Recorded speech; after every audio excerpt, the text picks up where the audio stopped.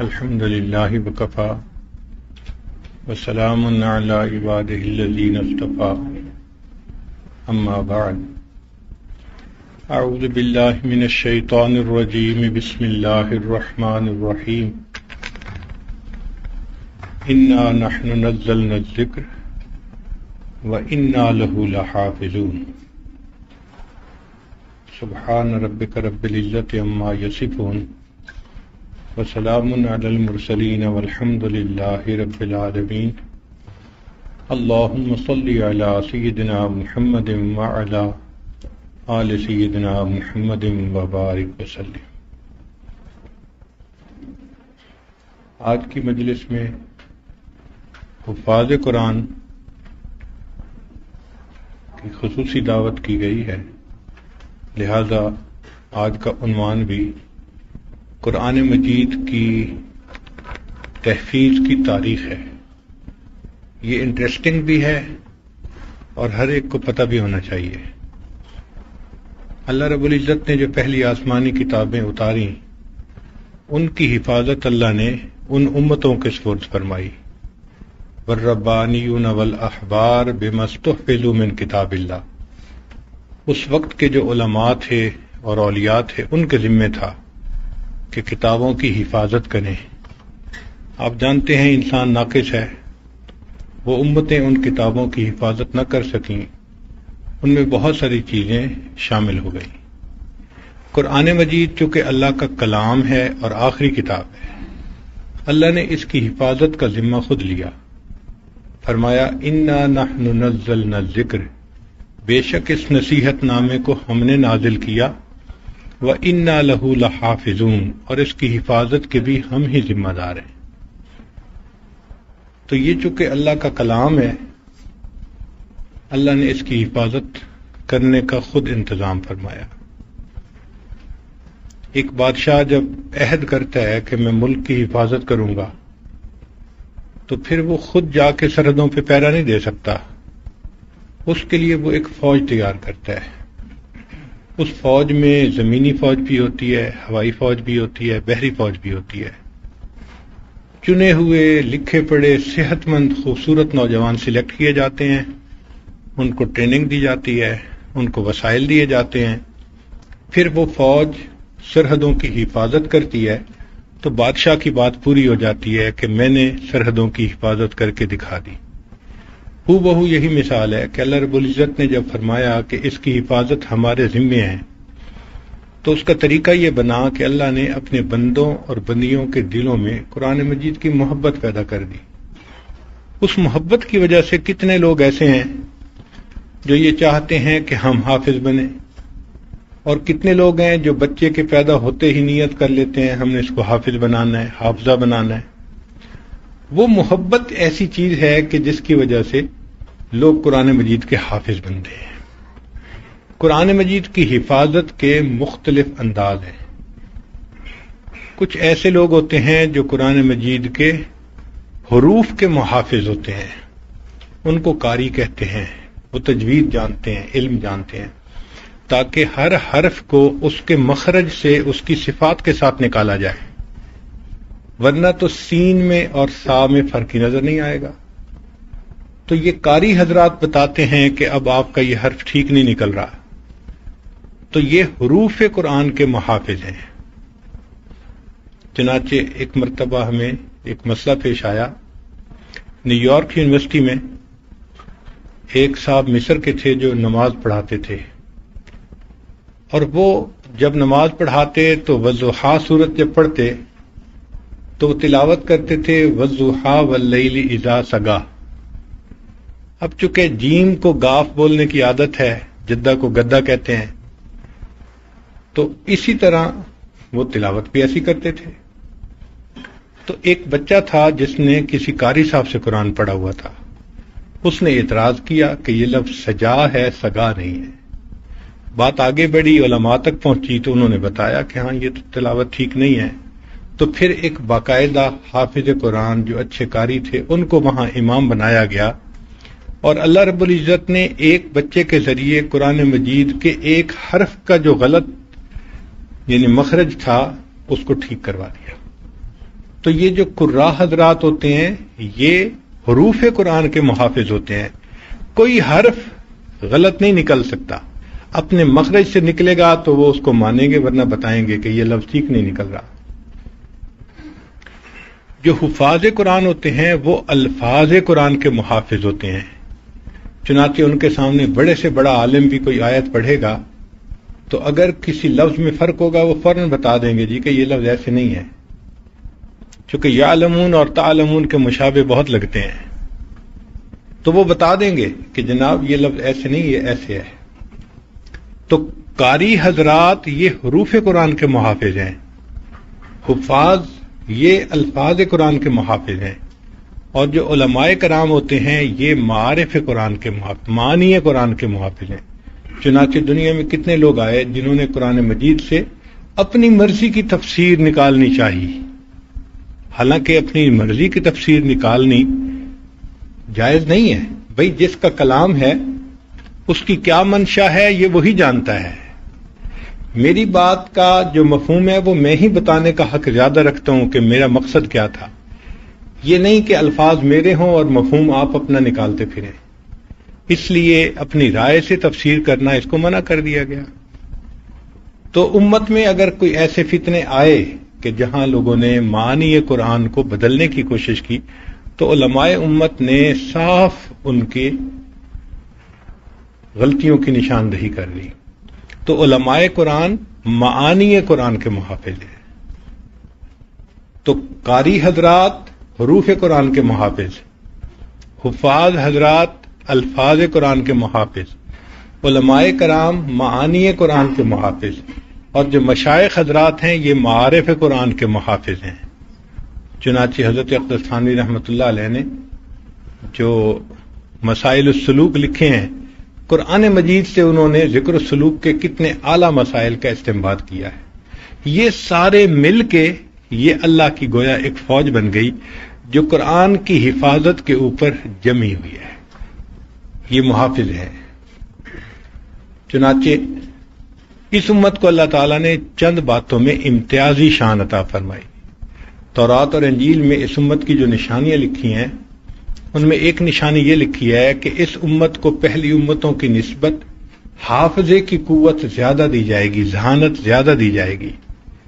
اور ایک نشانی یہ بھی لکھی ہوئی تھی کہ یہ امت دین کے اوپر کتابیں دوسری امتوں کی نسبت زیادہ لکھے گی.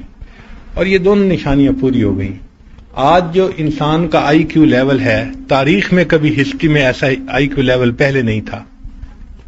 اور جتنا آج تصنیف و تالیف ہو رہی ہے دین کے اوپر، پہلی امتوں نے اتنی کتابیں دین کے اوپر نہیں لکھی تھیں. تو یہ کتابیں، یہ نشانیاں تورات اور انجیل میں اس امت کی موجود تھیں. تو اللہ رب العزت نے کیوں ذہانت زیادہ عطا فرمائی؟ کیونکہ اس امت نے قرآن کی حفاظت کرنی تھی.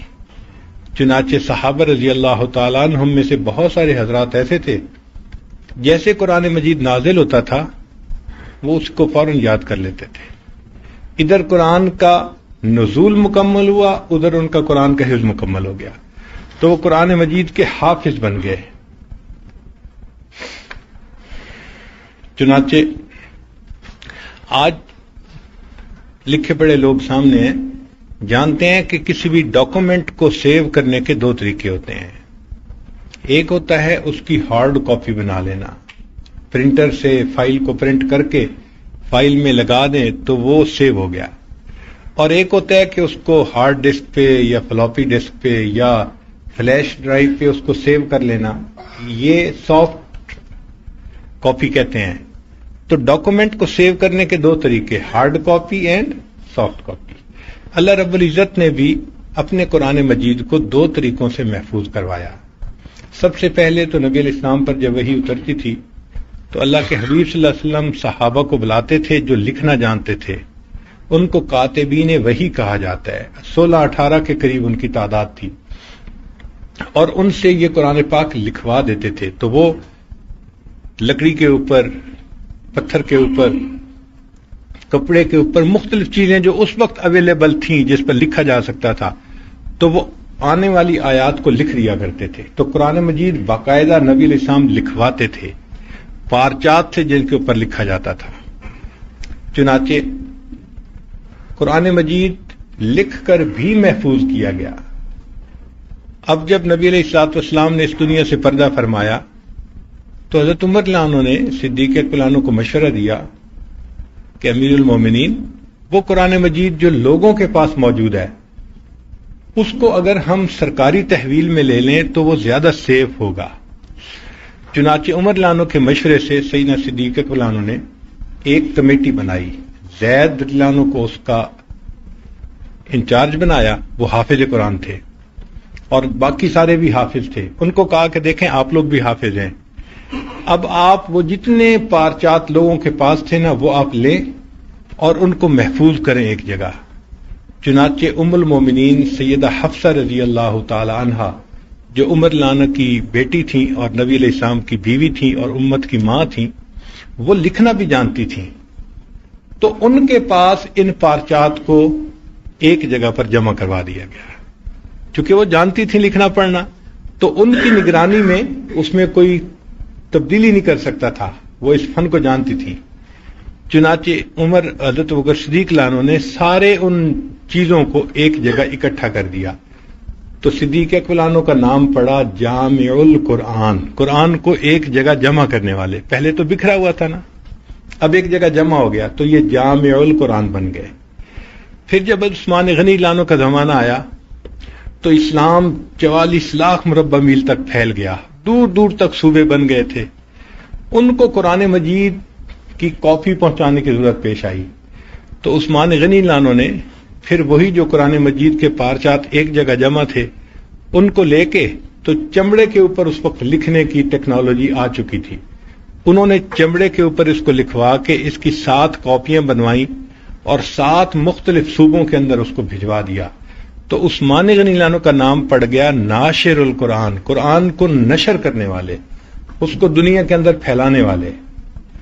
تو قرآن مجید کو جمع کروایا صدیق اکبر رضی اللہ عنہ نے اور دنیا میں پھیلایا سیدنا عثمان غنی رضی اللہ عنہ۔ اس وقت بھی دنیا میں ایسے عجائب گھر ہیں کہ جہاں پر وہ کاپیاں اوریجنل موجود ہیں۔ ترکی کے جو عجائب گھر ہے اس میں بھی اس وقت موجود ہے کاپی، اور تاشقند کے اندر ایک مسجد ہے تلہ شیخ اس کا نام ہے، وہاں بھی ایک کاپی ابھی تک موجود ہے۔ تو دنیا کے مختلف جگہوں پہ وہ کاپیاں ابھی بھی موجود ہیں۔ تو یہ قرآن مجید کو گویا ہارڈ کاپی اس کی بنوا کے اللہ تعالیٰ نے امت کے اندر تقسیم کروا دی، اور یہ سلسلہ پھر امت کے اندر چلتا بھی رہا۔ انفرادی سطح پر لوگوں کو ضرورت پڑتی تھی، چنانچہ اس زمانے میں کاتب لوگ ہوتے تھے جو رائٹ کرتے تھے، لکھتے تھے، وہ قرآن مجید کی کاپیاں لکھ لکھ کے لوگوں کو دیا کرتے تھے، لوگ ان کو پے کر دیتے تھے اور اپنے لیے کاپی لکھوا لیتے تھے۔ چنانچہ ہر گھر کے اندر جو قرآن مجید آیا یہ ان کاتب حضرات کی وجہ سے آیا۔ قرآن مجید کی لاکھوں کاپیاں بنی اور ہر گھر کے اندر آئی۔ اس میں جو کاتب لوگ تھے انہوں نے بہت اپنی ٹیکنالوجی کو ڈیولپ بھی کیا۔ ایسے ایسے کاتب تھے، لکھا ہے کتابوں میں، کہ چاول کے ایک گرین کے اوپر پوری سورہ قل واللہ احد لکھ لیا کرتے تھے۔ اتنا باریک لکھنے کا ان کو فن آتا تھا کہ چاول کے ایک دانے پر پوری سورہ اخلاص لکھ لیا کرتے تھے۔ خوبصورت بھی لکھتے تھے، باریک بھی لکھتے تھے اور اچھا بھی لکھتے تھے۔ تو ان کاتبین حضرات نے پھر امت میں سینکڑوں سال تک یہ خدمت انجام دی کہ قرآن مجید کی کاپیز لکھتے تھے اور لوگوں میں دیتے تھے، تو ہر گھر میں تلاوت کے لیے قرآن مجید کی کاپی موجود ہوتی تھی۔ چنانچہ ایک کاتب کا واقعہ بھی عجیب ہے، اس کے ذہن میں خیال آیا کہ عیسائی بھی کہتے ہیں کہ ہمارا دین سچا ہے، یہودی بھی کہتے ہیں ہمارا دین سچا ہے، اور مسلمان بھی کہتے ہیں ہمارا دین سچا ہے، کون سا دین سچا ہے کیا پتا؟ تو اس کے ذہن میں خیال آیا کہ میں اس کو آزماتا ہوں۔ چنانچہ اس نے کیا کیا کہ ایک بائبل لی اور اس بائبل کو اس نے ریپروڈیوس کیا، لکھا، اور لکھتے ہوئے کہیں کہیں جو کچھ الفاظ تھے نا ان کے جو سملر ورڈز ہوتے ہیں ایک معنی والے، تو اس نے ورڈز چینج کر دیے مگر معنی وہی تھے۔ تو اس نے کوئی 30-40 جگہوں پہ یہ تبدیلی کر دی، یعنی الفاظ چینج کر دیے مگر ان کے معنی وہی تھے۔ اس نے جا کے ایک پادری کو دیا، جی میں نے یہ بائبل لکھی ہے، آپ اس سے نا اپنی سنڈے پریئر کروایا کریں۔ اس نے کہا بہت اچھا۔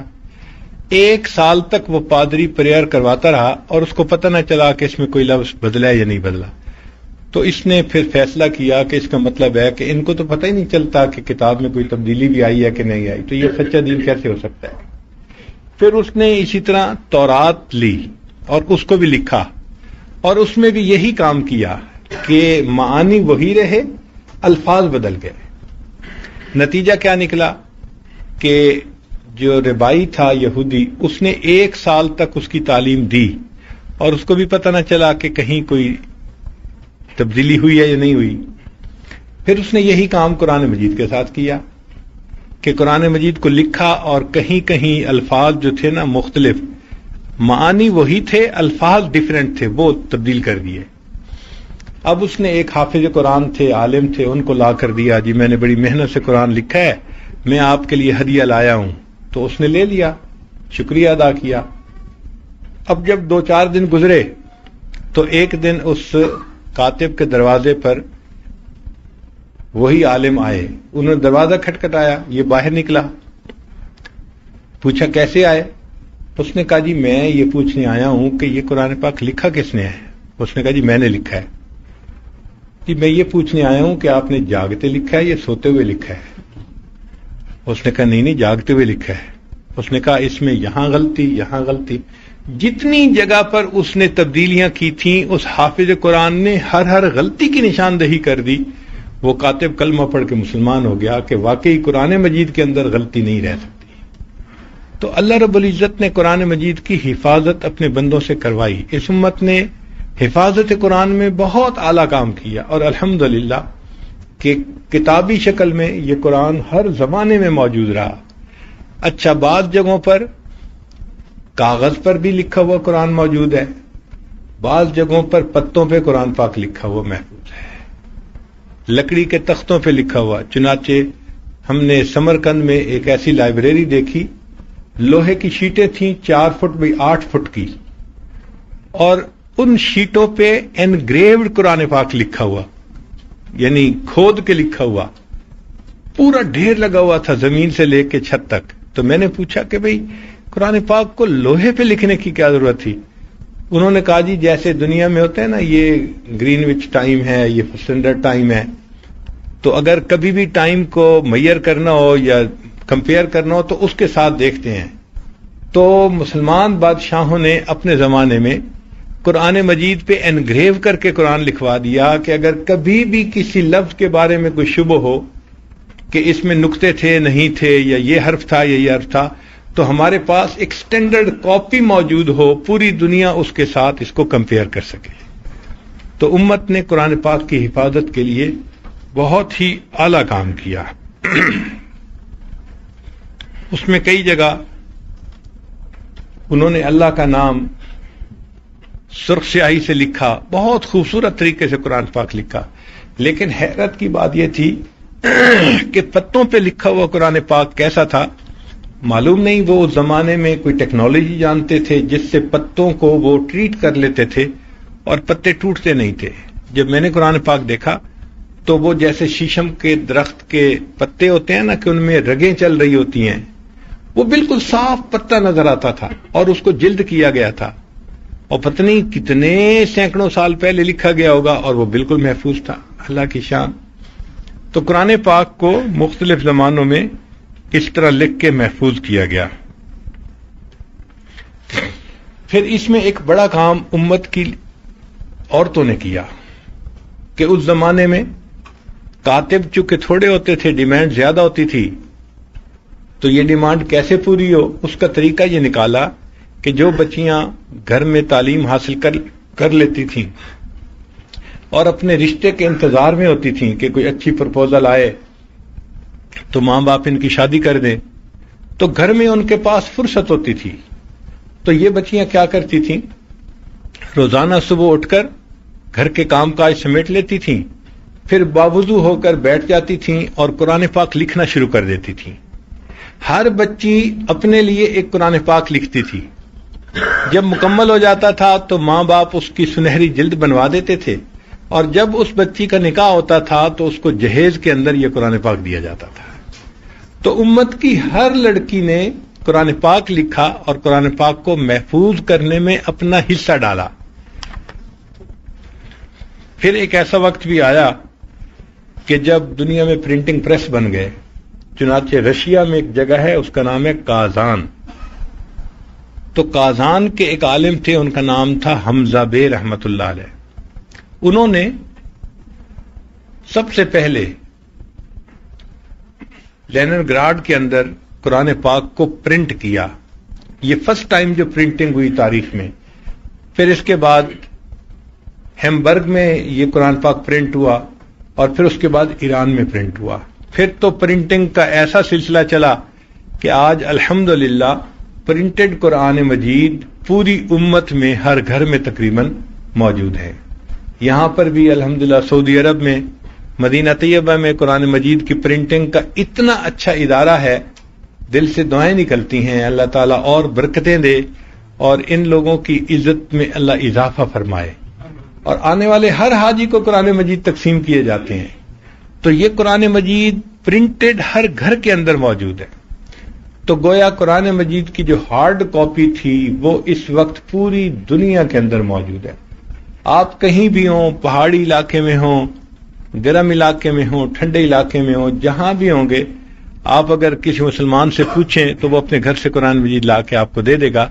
پڑھنے کے لیے آپ کے پاس ہارڈ کاپی موجود ہوگی. چنانچہ ایک ہے قرآن مجید کی سافٹ کاپی. وہ یہ تھی کہ اللہ تعالیٰ نے بندوں کے دل میں محبت ایسی پیدا کر دی کہ وہ قرآن مجید یاد کرتے تھے اور ان کے دماغ قرآن مجید کی فلیش ڈرائیو بن جاتے تھے، یوں سمجھ لیں. چنانچہ ادھر قرآن پاک اترتا تھا اور بعض صحابہ اس کو فوراً یاد کر لیتے تھے. نبی علیہ الصلوۃ والسلام قرآن مجید کے حافظ بھی تھے. ابوبکر صدیق عنہ حافظ تھے، عمر رضی اللہ تعالیٰ عنہ حافظ تھے. صحابہ کی جتنی جماعت ہے وہ قرآن مجید کے یا کلی حافظ تھے یا جزوی حافظ تھے، یعنی کسی کو چند پارے یاد تھے یا کسی کو پورا قرآن پاک یاد تھا. کوئی صحابی ایسا نہیں تھا کہ جس کو قرآن پاک یاد نہ ہو، کچھ نہ کچھ یاد ضرور کرتے تھے. حضرت عمر لانو کا زمانہ تھا تو اس میں ایک ایسا وقت آیا کہ بہت سارے حفاظ شہید ہو گئے. تو حضرت عمر لانو نے اس زمانے میں ایک فرمان جاری کیا کہ جب یہ لوگ جو اللہ کے راستے میں نکلتے ہیں فارغ ہوں تو ان کا کام یہ ہے کہ یہ قرآن مجید حفظ کریں. تو عمر لانو کے ایک حکم پر ہزاروں لوگوں نے قرآن مجید یاد کیا. تو گویا امت کے اندر حفاظ کی ایک تعداد چلتی رہی ہر دور اور ہر زمانے میں. نبی علیہ الصلوۃ والسلام سے لے کر آج اس دور تک امت میں کوئی ایک دن ایسا نہیں آیا، کوئی ایک رات ایسی نہیں آئی کہ جب پوری دنیا میں قرآن مجید کا کوئی حافظ موجود نہ ہو. ہر دور میں، ہر زمانے میں امت کے اندر قرآن مجید کے حفاظ موجود رہے ہیں. تو ہارڈ کاپی بھی رہی اور سافٹ کاپی بھی رہی. اب یہاں چند باتیں ہیں کہ حفظ کی عمر کون سی بہتر ہے. تو بہتر عمر تو ہے 6 سال سے لے کے 12 سال تک کی. یہ ہنڈائی گاڑی ہے 848 وائٹ کلر کی. اس نے راستہ بند کیا ہوا ہے تو اس کو بھائی صحیح جگہ پارک کر لیجئے.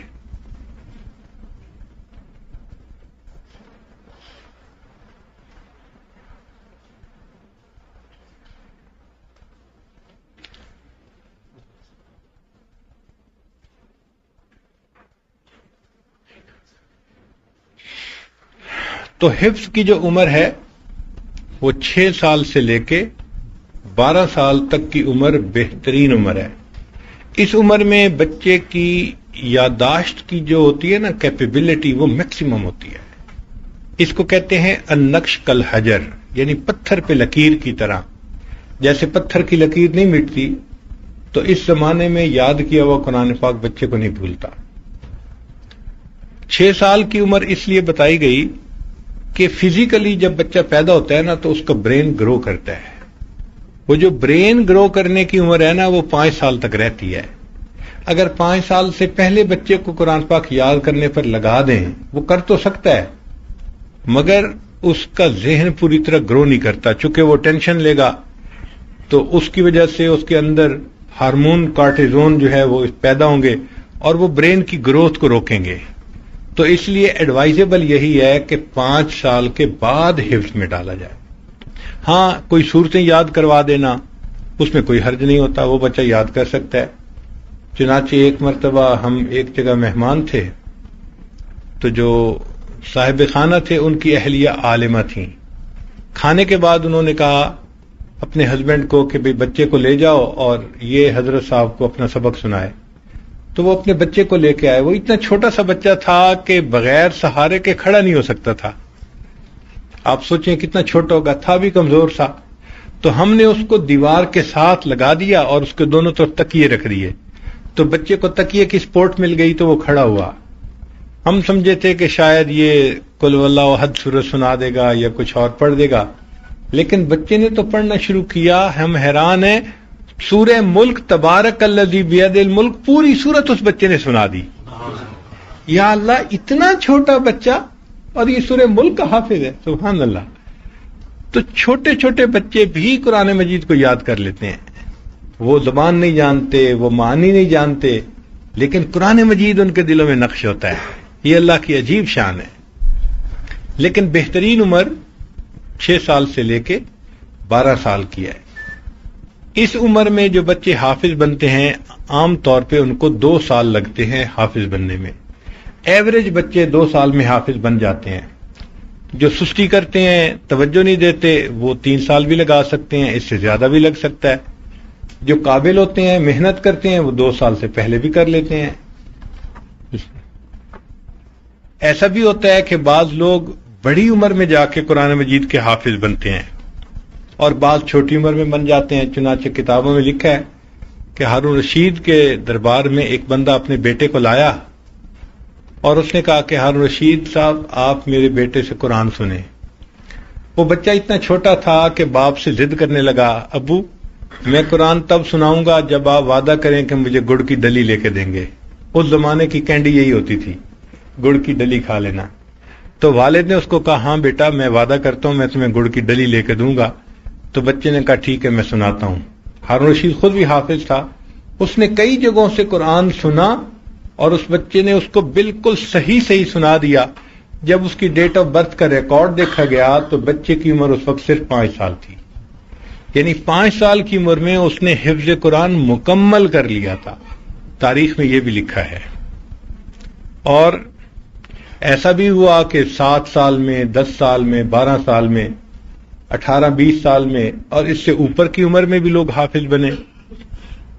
چنانچہ بعض لوگ جو تھے وہ بہت میچورٹی کی عمر میں قرآن مجید کے حافظ بنے. 40 سال کی عمر میں حافظ بننا, 50-60 سال کی عمر میں حافظ بننا, یہ بھی کتابوں کے اندر موجود ہے. اب حفظ میں ٹائم کتنا لگتا ہے تو عام طور پہ تو بھائی 2 سال لگتے ہیں, لیکن اگر محنت کم کریں تو زیادہ بھی لگ سکتا ہے, زیادہ کریں تو وقت کم بھی لگ سکتا ہے. 20 دن میں ایک پارہ یاد کرنا یہ ایک نارم ہے. ہر بچہ 20 دن میں ایک پارہ یاد کر سکتا ہے.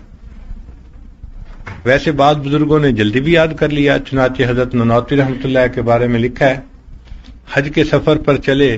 اس زمانے میں بمبئی سے جدہ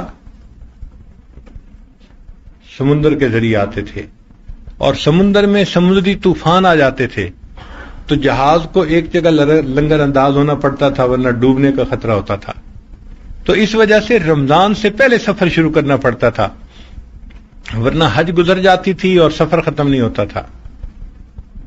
تو جب انہوں نے سفر شروع کیا اور رمضان کا مہینہ آ گیا تو تراویح پڑھانے کا مسئلہ تھا.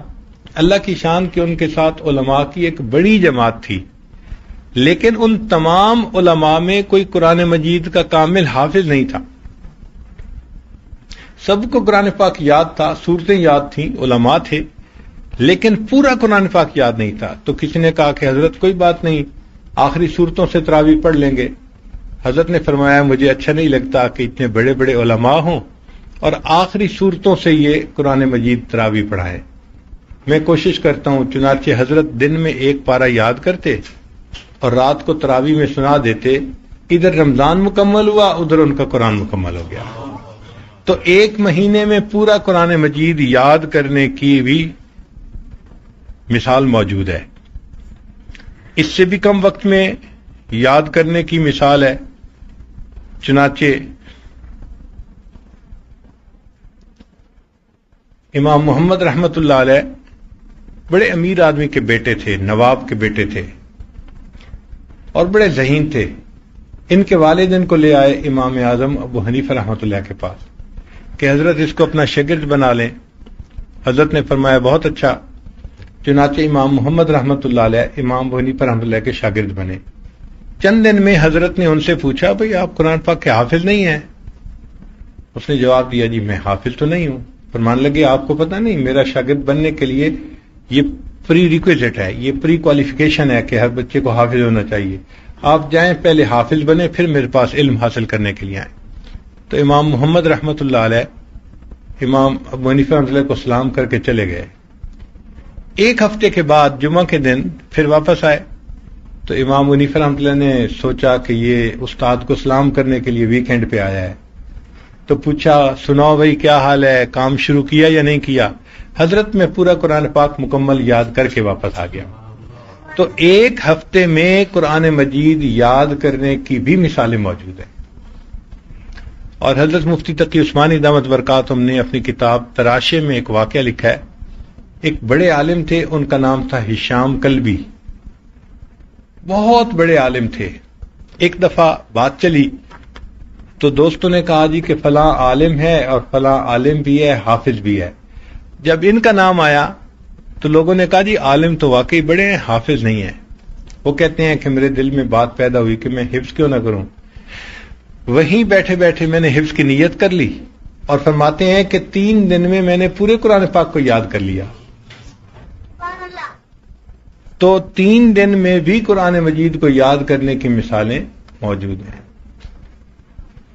آج کل کے زمانے میں 2 سال 1.5 سال 1 سال یہ بھی ہے. ہمارے پاس ایک طالبہ آئی، وہ ڈبل ایم اے تھی، ایم اے جغرافی ایم اے کیلیگرافی، اور کہنے لگی جی کہ میں نے قرآن پاک یاد کرنا ہے.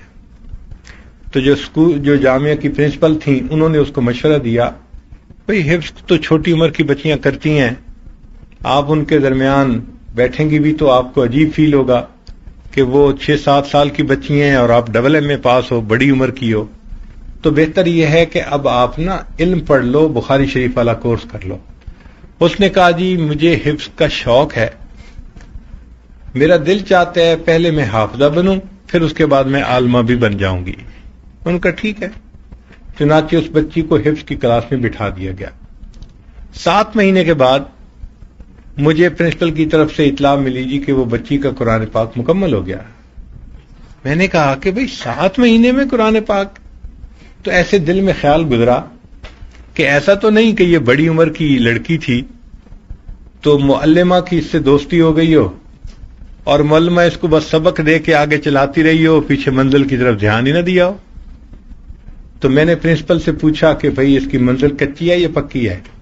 اس نے کہا جی میں طالبہ کو بھیج دیتی ہوں، آپ خود اس سے سن لیں.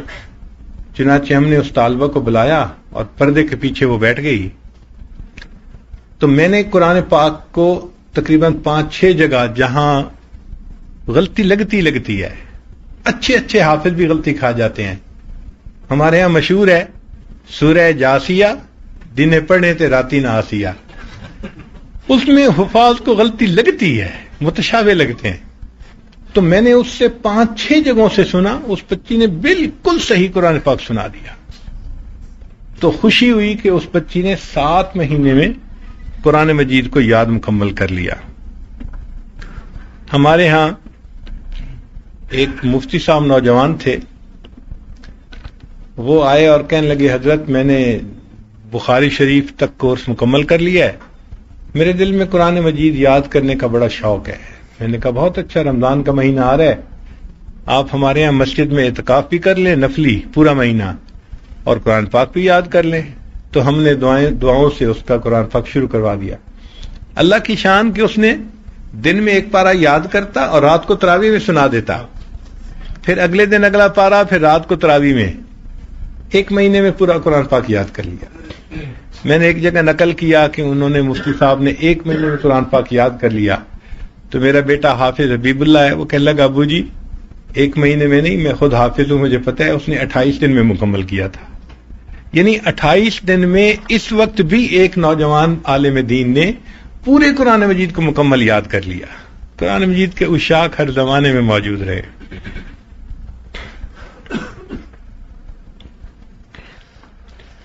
اور بعض تو ایسی جگہیں ہیں جہاں قرآن مجید کے بہت حفاظ ہوتے ہیں. ہمارے ایک قاری صاحب تھے، وہ میرے بچوں کے استاد تھے، بچوں نے ان سے قرآن مجید یاد کیا. ایک دفعہ حضرت آپ نے ملتان کا پروگرام دیا ہے، تو آپ جب آئیں گے تو میرے گھر آپ کھانا کھا لیں. ہم نے کہا بہت اچھا. ہمیں اندازہ نہیں تھا کہ گھر ملتان سے کتنا دور ہوگا. چنانچہ جب ملتان پروگرام کے لیے پہنچے تو وہ قاری صاحب نازل ہو گئے. حضرت آپ نے کہا تھا کہ کھانا کھلانا ہے تو آپ چلے میرے ساتھ. ہم نکلے کہ بھئی چلو، شہر سے کوئی 5-10 منٹ کے فاصلے پہ گھر ہوگا. وہ تو کہیں 1.5 گھنٹہ دور ہمیں ڈرائیو کر کے لے گئے ایک بستی میں، اور وہاں جا کے ایک گھر میں بٹھا دیا. میں نے کہا قاری صاحب آپ مجھے شہر سے اٹھا کے یہاں لائے ہیں، اب اگر ہم یہاں پروگرام بھی کریں گے تو 15 سے 20 بندے ہوں گے دیہات کے، اگر ہم شہر میں کرتے تو ہزاروں لوگوں کا فائدہ ہوتا. وہ کہنے لگے کہ حضرت میں آپ کو ایک مقصد کے لیے یہاں آیا ہوں. میں نے کہا کیا مقصد؟ کہنے لگے کہ ہماری یہ جو بستی ہے نا، اس کا نام ہے حافظ والا. یعنی بستی کا نام ہی یہ ہے حافظ والا، شجاع آباد کے قریب ہے. میں نے کہا کیا مطلب؟ کہنے لگے کہ پچھلے تقریباً 200 سال سے اس بستی میں کوئی گھر ایسا نہیں کہ جس گھر میں کوئی قرآن مجید کا حافظ موجود نہ ہو. پوری بستی کے ہر گھر میں کوئی نہ کوئی قرآن کا حافظ موجود ہو، یا مرد ہوگا یا عورت ہوگی، لیکن حافظ ہوگا. تو ایسی بستیاں بھی اس وقت دنیا میں موجود ہیں صفحہ زمین پر کہ بستی کے ہر گھر میں کوئی نہ کوئی قرآن پاک کا حافظ ہوتا ہے. تو بستی کا نام ہی حافظ والا بن گیا. ہمارے ایک قریبی تعلق والے تھے، عالم تھے، ان کی مسجد میں ہم نے فجر کے بعد درس قرآن دیا. وہ کہنے لگے حضرت مسجد کے ساتھ میرا گھر ہے تو آپ ناشتہ میرے ہاں کریں. ہم نے کہا بہت اچھا. جب ہم ناشتے کے لیے دسترخوان پہ بیٹھے، وہ کہنے لگے حضرت میرے والد صاحب قرآن پاک کے عاشق تھے. بس یہ لفظ سنا ہم نے تو ہم نے کہا کہ بھئی اب ہمیں ناشتے میں مزہ نہیں آئے گا، ہمیں ان کی باتیں سنائیں، ہمارا روحانی ناشتہ کروائیں. وہ کہنے لگے حضرت میرے والد صاحب کو کسی بزرگ نے بتا دیا کہ اگر آپ ایک قرآن مجید روز مکمل پڑھیں اور 2 سال تک یہ معمول جاری رکھیں تو قرآن مجید کا فیض آپ کی آنے والی نسل میں جاری ہو جائے گا. میرے والد صاحب نے اس بات کو مان لیا. نتیجہ کیا ہوا کہ والد صاحب نے روز ایک قرآن مجید مکمل پڑھنا شروع کر دیا، الحمد سے لے کے والناس تک، ڈیلی. سفر، حضر، گرمی، سردی، صحت، بیماری، غمی، خوشی، والد صاحب نے پورے 2 سال ہر روز قرآن مجید کو مکمل پڑھا. اس کا نتیجہ یہ نکلا کہ ہمارے والد کے جتنی اولاد تھی، بیٹے اور بیٹیاں، پھر آگے ان کی جتنی اولاد آج ہے، جو بچہ 7 سال کی عمر تک پہنچ گیا ہے وہ قرآن مجید کا حافظ ہے. میرے والد کی نسل میں کوئی لڑکا لڑکی ایسی نہیں جو حافظ نہ ہو. تو یہ بھی اللہ کی شان ہے کہ بعض ایسے بھی قرآن مجید کے عاشق ہوتے ہیں کہ جو قرآن مجید اتنا پڑھتے ہیں کہ اللہ ان کی نسلوں میں فیض کو جاری فرما دیتے ہیں. تو بستیاں بھی ایسی ہیں کہ جہاں قرآن مجید کے حفاظ موجود، خاندان بھی ایسے، بہت سارے ایسے خاندان ہیں ہمارے یہاں کہ وہاں رشتہ کسی گھر میں بھی آئے تو وہ سب سے پہلی بات پوچھتے ہیں بچہ حافظ ہے یا نہیں. حتیٰ کہ ایک جگہ ایک عالم تھے، صاحب نسبت تھے، ان کا رشتہ ہم نے بھجوایا، انہوں نے انکار کر دیا جی یہ حافظ قرآن نہیں ہے. ہمارے یہاں دستور ہے کہ ہم حافظ سے اپنی بچی کی شادی کرتے ہیں. اس وقت بھی ایسے گھرانے موجود ہیں قرآن مجید کے حفاظ کے ساتھ ان کی بچیوں کی نسبت ہوتی ہے۔ چنانچہ ایک شہر ہے پانی پت انڈیا میں، اس میں بھی ایسے لوگ گزرے کہ جن کو قرآن مجید کے ساتھ عشق تھا۔ ہر گھر میں قرآن مجید کے قاری ہوتے تھے اور قاریہ ہوتی تھی، حتیٰ کہ یہاں تک ہوتا تھا کہ ایک بچی کے لیے 2-3 رشتے آتے تھے تو ماں باپ پوچھتے تھے بیٹی بتاؤ 2-3 رشتے آئے ہیں ہم کدھر طے کریں؟ تو بیٹی کہتی تھی کہ ابو ان سب کو بلا لیں، پردے کے پیچھے بیٹھ کے میں ان سے قرآن پاک سنوں گی اور جس کا قرآن پاک مجھے زیادہ پسند آئے گا میں اس کو قبول کروں گی۔ چنانچہ سارے کے سارے کینڈیڈیٹ قرآن سناتے تھے اور جس کا قرآن پاک زیادہ بہتر ہوتا تھا اس سے لڑکی شادی کرتی تھی۔ یعنی ایسی بھی مثالیں اس امت کے اندر موجود ہیں۔ قرآن مجید حفظ ہونے کی کیفیت کیا رہی، یہ بھی ایک امپورٹنٹ پوائنٹ ہے کہ امام اعظم ابو حنیفہ رحمۃ اللہ علیہ رمضان مبارک میں 63 قرآن مجید مکمل پڑھا کرتے تھے۔ ایک قرآن پاک دن میں ختم کرتے تھے، ایک رات میں ختم کرتے تھے تو 60 ہو گئے، اور 3 قرآن مجید تراویح میں مکمل پڑھتے تھے تو 63 ٹائمز قرآن مجید مکمل پڑھتے تھے۔ امام شافعی رحمۃ اللہ علیہ لکھتے ہیں کہ ایک مرتبہ انہیں مکہ مکرمہ سے مدینہ جانے کا موقع ملا اور راستے میں ان کو 16 دن لگے، اور 16 دن میں وہ فرماتے ہیں کہ میں نے 16 مرتبہ قرآن پاک مکمل پڑھ لیا۔ تو ایسا قرآن مجید یاد ہوتا تھا کہ ایک دن میں وہ آسانی کے ساتھ پڑھ لیا کرتے تھے۔ ہمارے ایک استاد تھے، بہت خوبصورت قرآن پاک پڑھتے تھے، اللہ نے ان کو کوئل جیسی آواز دی تھی، اتنا ان کی آواز میں ترنم تھا کہ جب قرآن پاک پڑھتے تھے نا تو بندہ حیران ہو جاتا تھا۔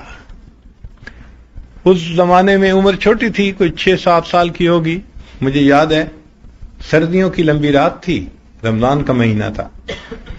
ان کی ایک عادت تھی کہ ان کے کوئی 30-35 شاگرد شہر کی مختلف مساجد میں تراویح پڑھاتے تھے، تو وہ سب شاگردوں کو کہتے تھے کہ تراویح پڑھانے کے بعد آئیں اور اپنی اپنی کارگزاری سنائیں۔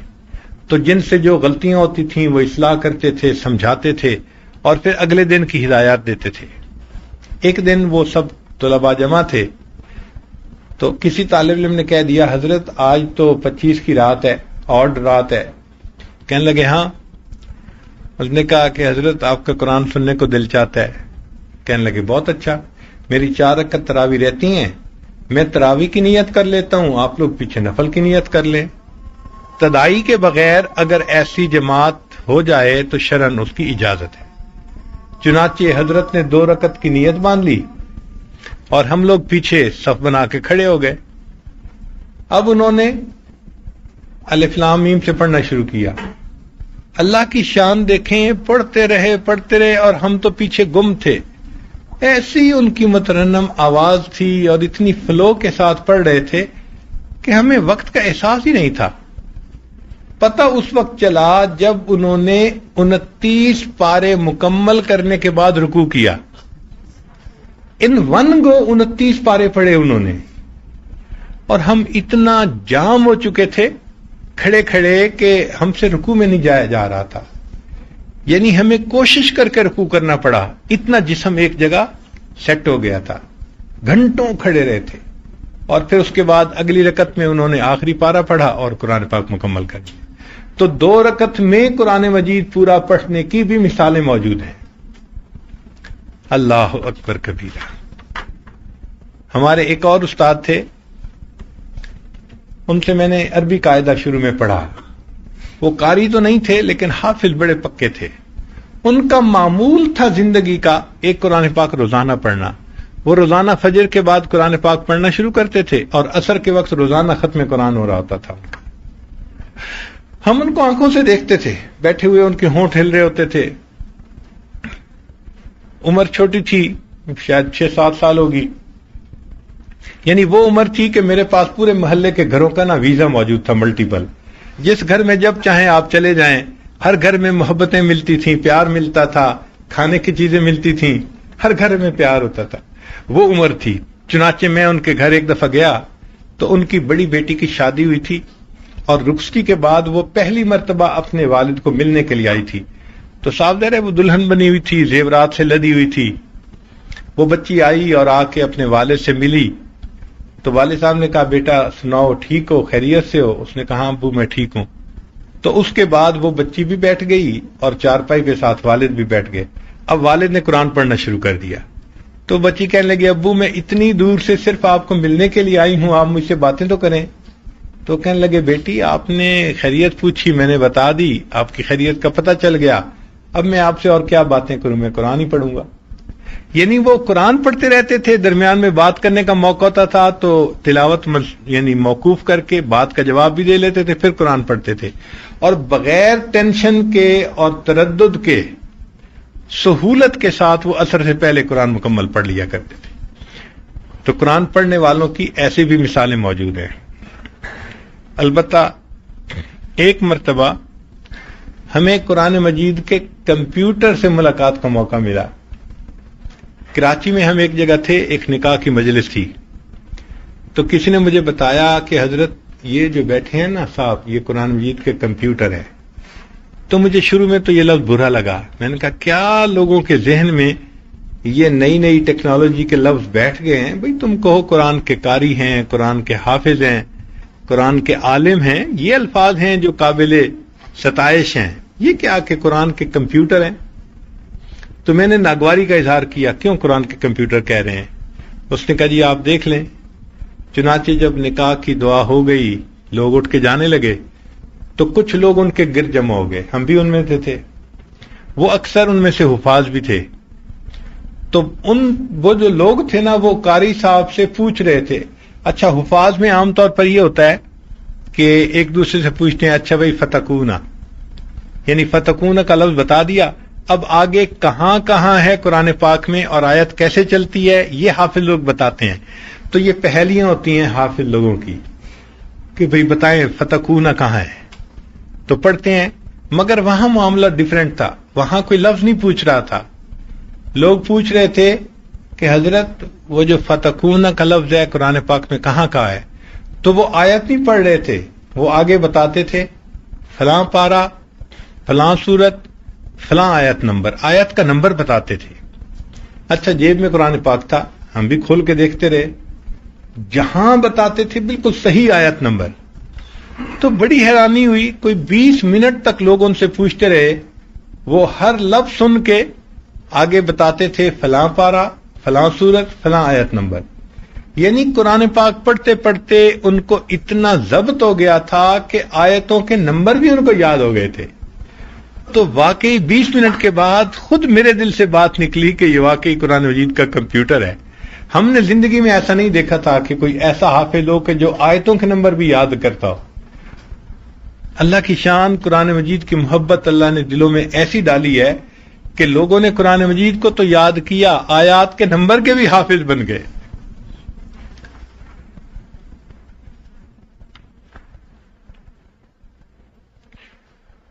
امت کے مردوں نے قرآن مجید کو یاد کرنے میں بہت اعلیٰ کردار ادا کیا، مگر عورتیں بھی اس میں پیچھے نہیں رہیں. چنانچہ سیدہ عائشہ صدیقہ رضی اللہ تعالیٰ عنہا وہ قرآن مجید کی حافظہ تھیں.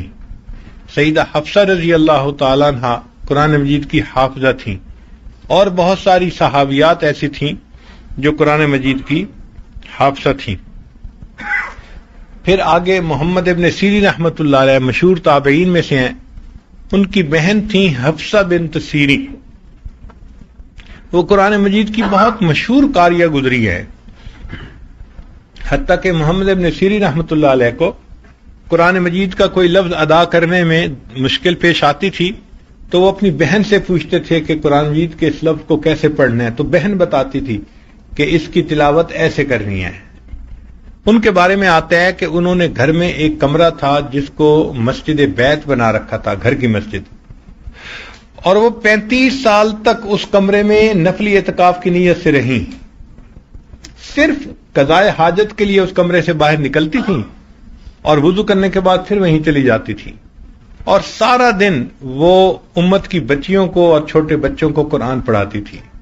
اور جب رات ختم یعنی شروع ہوتی تھی تو شاگرد تو چلے جاتے تھے، تو وہ عشاء کے بعد 2 رکعت کی نفل نیت باندھ لیتی تھیں اور پوری رات قرآن مجید کی تہجد میں تلاوت کیا کرتی تھی. ان کے بارے میں ایک لطیفہ ہے. ایک ان کی باندی تھی سندھی، تو وہ ہمسائے کے گھر گئی تو ہمسائے کی عورت نے پوچھا سناؤ تمہاری مالکہ کا کیا حال ہے؟ تو وہ عورت کہنے لگی کہ مجھے سمجھ نہیں آئی، میں پچھلے 30 سال سے ان کی خدمت کر رہی ہوں، روزانہ عشاء کے بعد وہ مصلی پہ کھڑی ہوتی ہیں اور قرآن پاک کو پڑھ کے رونا شروع کر دیتی ہیں. پتہ نہیں انہوں نے کون سا اتنا بڑا گناہ کر لیا ہے کہ 35 سال میں وہ گناہ معاف نہیں ہوا. عقل کے مطابق بندے کی بات ہوتی ہے، مگر وہ حفصہ بنت سیرین قرآن مجید کی ایسی عاشقہ تھی. پھر اس امت میں بہت ساری عورتیں قرآن مجید کی حافظہ بنی، لاکھوں کی تعداد میں. آج بھی امت میں اگر آپ دیکھیں تو جس طرح بچے قرآن کے حافظ بنتے ہیں، بچیاں قرآن مجید کی حافظات بنتی ہیں. ہمارا یہ تجربہ ہے کہ اگر ایک بہن ہے اور ایک بھائی ہے اور ایک وقت میں وہ حفظ کرنا شروع کریں تو بہن پہلے حافظہ بن جاتی ہے بھائی سے. اس کی ریزن یہ ہے کہ ان میں کنسنٹریشن زیادہ ہوتی ہے اور ان میں ڈر خوف ہوتا ہے، تو وہ اپنے ٹائم کو ویسٹ نہیں کرتی، تو بچیاں جب پہلے یاد کر جاتی ہیں. اور لڑکوں میں کنسنٹریشن نہیں ہوتی اور یہ ریبیلیس بھی ہوتے ہیں، تو یہ ذرا دیر لگاتے ہیں یاد کرنے میں. مگر عام طور پر بچیاں بھی قرآن مجید کی بہت اچھی حافظہ بن جاتی ہیں. ہمارے قریبی علماء تھے، ان کی والدہ تھی، ایک دفعہ حج کیا انہوں نے، تو وہ حیران ہوتی تھی میری اہلیہ سے بات کرتے ہوئے کہ اچھا لوگ قرآن مجید پڑھتے پڑھتے بھول بھی جاتے ہیں. ان کو اس بات پہ حیرانی ہوتی تھی کہ قرآن مجید پڑھتے ہوئے بندہ کیسے بھول سکتا ہے. ان کو پورا قرآن مجید سورہ فاتحہ کی طرح یاد تھا. ہم نے جب کوئی لفظ پوچھنا ہوتا تھا، جب کوئی آیت پوچھنی ہوتی تھی، ان سے ہم پوچھواتے تھے، اسی وقت بتا دیتی تھی کہ یہ ایسے ہے. تو اللہ کی شان کے ایسی بھی عورتیں ہیں کہ جن کو پورا قرآن مجید سورہ فاتحہ کی طرح یاد ہے. ایک مرتبہ جرمنی کی یونیورسٹی ہے میوخ یونیورسٹی، اس میں جو تھیولوجیکل ڈپارٹمنٹ تھا اس میں یہ بات چلی کہ مسلمان بڑا دعویٰ کرتے ہیں کہ ہمارا قرآن پاک محفوظ ہے، ہم اس کو ویریفائی تو کریں. چنانچہ انہوں نے پتہ نہیں کتنے $1,00,000 یا $1 ملین اس کام کے لیے مخصوص کر دیا بجٹ. ایک الگ عمارت بنائی گئی اور پھر اس میں سٹاف رکھا گیا اور دنیا کے مختلف ملکوں سے، شہروں سے انہوں نے قرآن مجید خریدے. مقصد یہ تھا کہ بھئی مختلف جگہوں پہ پرنٹ ہو رہے ہیں مختلف ملکوں میں، تو کہیں نہ کہیں تو آپس میں کچھ تبدیلی نکل آئے گی. 40,000 قرآن مجید خریدے گئے. تو 40,000 قرآن مجید سے تو کئی کمرے بھر گئے. پھر انہوں نے سٹاف رکھا کہ ان کو ویریفائی کرو آپس میں. چنانچہ کئی 100 بندے رکھے اور وہ ایک ایک صفحہ کھول کے بیٹھتے اور ایک ایک حرف کو کمپیئر کرتے. کئی سال لگے 40,000 قرآن مجید کو کمپیئر کرنے کے بعد وہ اس نتیجے پر پہنچے کہ کسی میں ایک نقطے کا بھی فرق نہیں تھا. انا نحن نزلنا الذکر وَإِنَّا لَهُ لَحَافِظُونَ. بے شک اس قرآن مجید کو ہم نے ہی نازل کیا اور اس کی حفاظت کے بھی ہم ہی ذمہ دار ہیں. آج بھی الحمدللہ پوری دنیا میں قرآن مجید محفوظ ہے. قرآن مجید میں کوئی آدمی غلطی کو شامل کر سکتا ہے لیکن وہ غلطی قرار نہیں پکڑ سکتی، یہ یاد رکھیں. ایسا پاسبل ہے کہ کوئی بدنیت پرنٹر ہو اور وہ قرآن مجید کو اس طرح سے چھاپے کہ کہیں نقطوں کا فرق ہو، کہیں حرف کا فرق ہو، پاسبل ہے، لیکن وہ قرار نہیں پکڑے گی غلطی. جب کسی حافظ کے ہاتھ میں جائے گی وہ فوراً نشاندہی کر دے گا اور غلطی کو دور کر دیا جائے گا. لا یاتیہ الباطل من بین یدیہ ولا من خلفہ. یہ اللہ تعالیٰ کی طرف سے حفاظت ہے قرآن مجید کی. چنانچہ حفاظت قرآن کی یہ تاریخ ہے. آپ کو ایک ذاتی تجربہ بھی سنا دیں. یہ کوئی 80s کی بات ہے. یہ عاجز ان دنوں ورجینیا میں تھا تو چند علماء آئے اور کہنے لگے جی کہ آپ کے ذمے ایک کام لگانا ہے. میں نے پوچھا کیا کام؟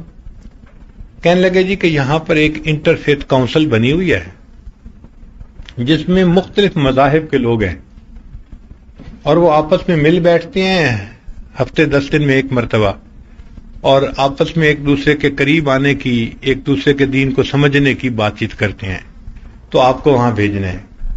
میں نے انکار کر دیا، بھائی نہیں، میں تو اس قابل نہیں ہوں کہ میں وہاں جا سکوں۔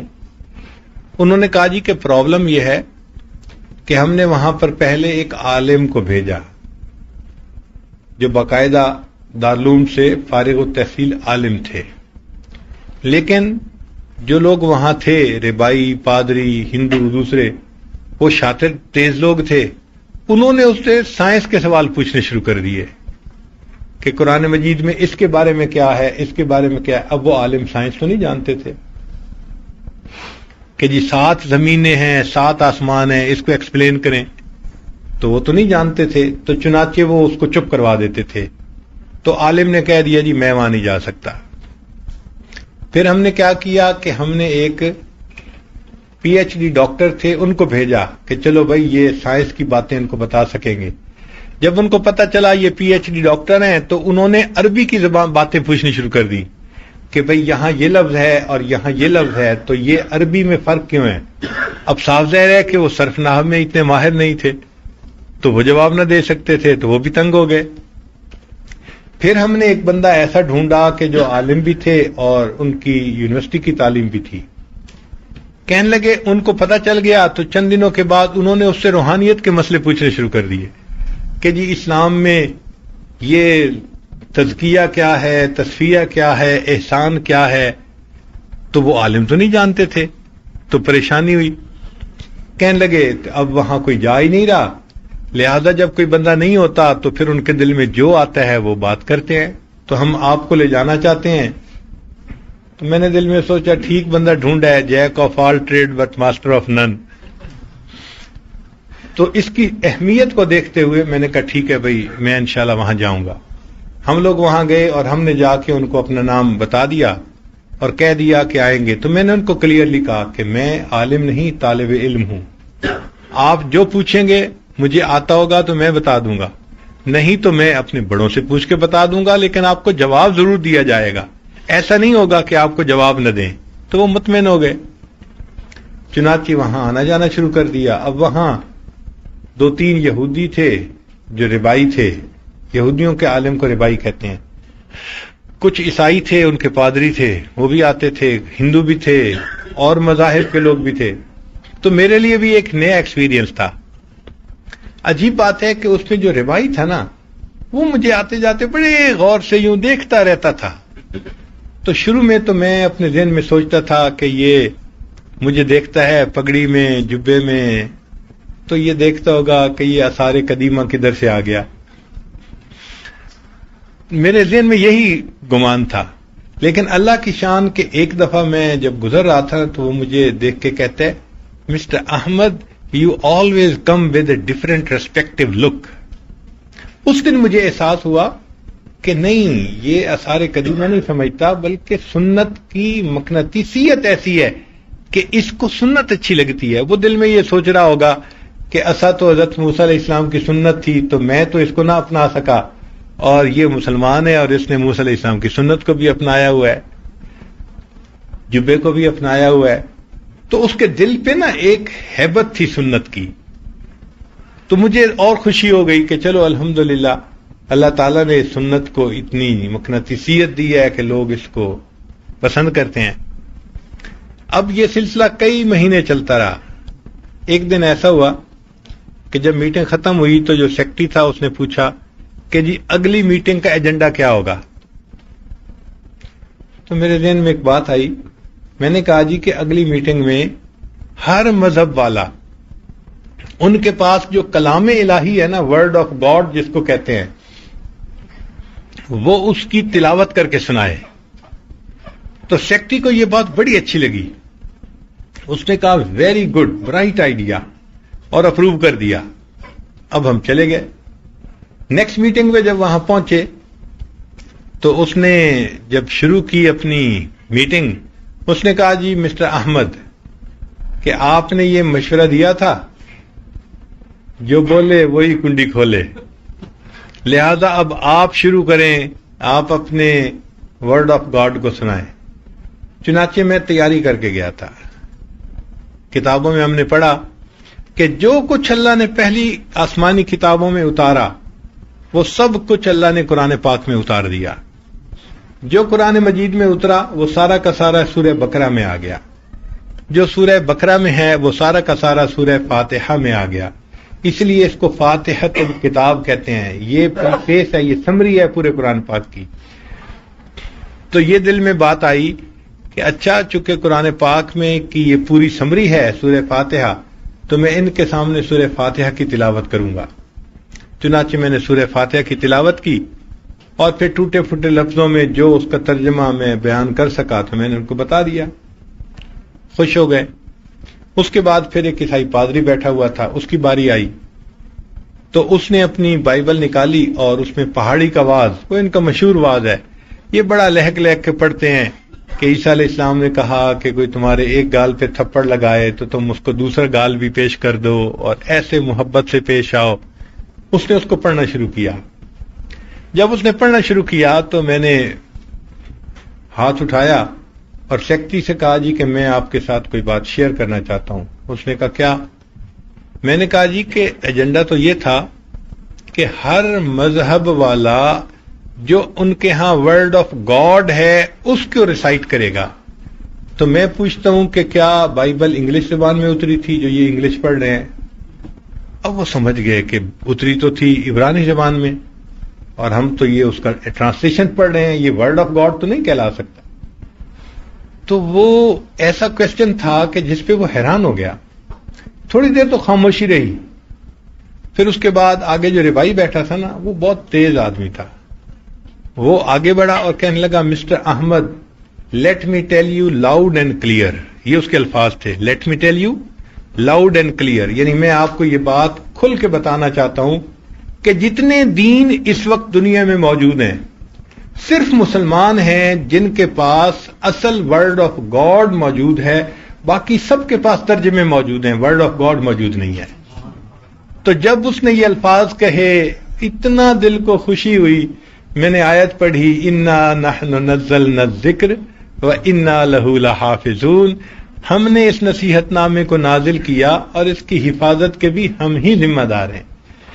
واقعی اللہ رب العزت نے اپنی کتاب کی حفاظت کر کے دکھائی. آج پوری دنیا مانتی ہے کہ مسلمانوں کے پاس ان کی کتاب محفوظ ہے. ہم خوش نصیب ہیں.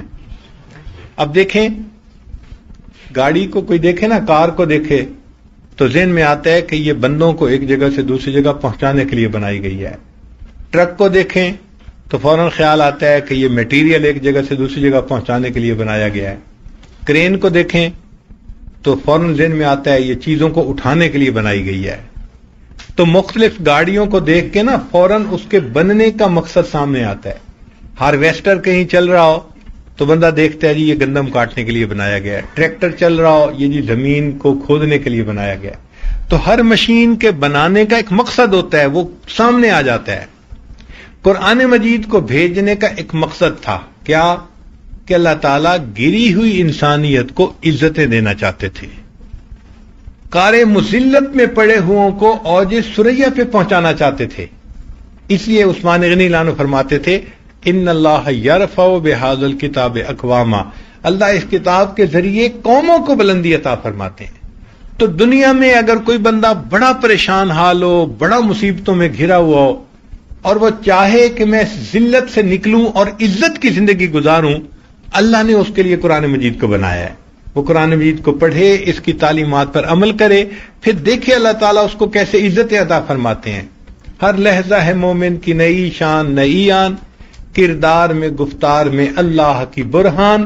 یہ بات کسی کو نہیں معلوم کہ مومن قاری نظر آتا ہے، حقیقت میں ہے قرآن. تو یہ بندہ قرآن پڑھنے والا قاری نظر آتا ہے، حقیقت میں قرآن کی طرح یہ بھی معزز بن جاتا ہے. علامہ اقبال نے صحیح کہا، وہ زمانے میں معزز تھے مسلمان ہو کر، ہم ہوئے خار تارک قرآن ہو کر. تو قرآن مجید دنیا میں عزتیں دینے کے لیے آیا. کوئی فرد اس پر عمل کرے گا اللہ اس فرد کو عزت دیں گے، کوئی قوم عمل کرے گی اللہ اس قوم کو عزت عطا فرمائیں گے. سیدنا عمر لانو کا مشہور واقعہ ہے، اپنی فوج کے ساتھ ایک دفعہ مکہ مکرمہ کی پہاڑی سے گزر رہے تھے تو نیچے وادی تھی، تو دیکھنے کھڑے ہو گئے. دوپہر کا وقت تھا اور خوب پسینے آ رہے تھے، تو ایک بندے نے کہا امیر المومنین آپ کیوں کھڑے ہو گئے؟ آپ کی وجہ سے ہزاروں لوگ کھڑے ہیں اور سب کو پسینے آ رہے ہیں دھوپ کے اوپر۔